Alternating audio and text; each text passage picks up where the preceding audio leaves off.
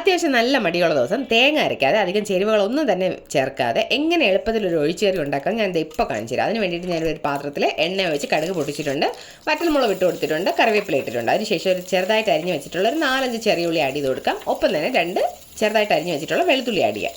ഇതെല്ലാം കൂടെ ഒന്ന് മിക്സ് ചെയ്തെടുക്കേണ്ട താമസം മാത്രമേ ഉള്ളൂ. കുക്കിംഗ് ടൈം എന്ന് പറഞ്ഞാൽ വെറും 2 മിനിറ്റിൻ്റെ ആവശ്യം നമുക്ക് വരുന്നുള്ളൂ. ഇതൊന്ന് ഗോൾഡൻ ബ്രൗൺ കളർ ആകുന്നവരെ നമുക്കൊന്ന് ഇളക്കി കൊടുക്കാം. അടിയിൽ പിടിക്കാണ്ട് ശ്രദ്ധിക്കാൻ നോക്കുക.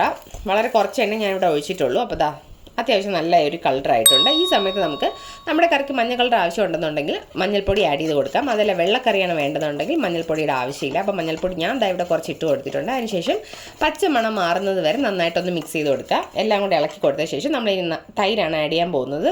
ഈ കവറിൽ നിന്ന് ഞാൻ ഡയറക്റ്റ് ഒഴിക്കുന്നത് കാരണം എനിക്ക് ക്വാണ്ടിറ്റി പറയാനായിട്ട് അറിയില്ല.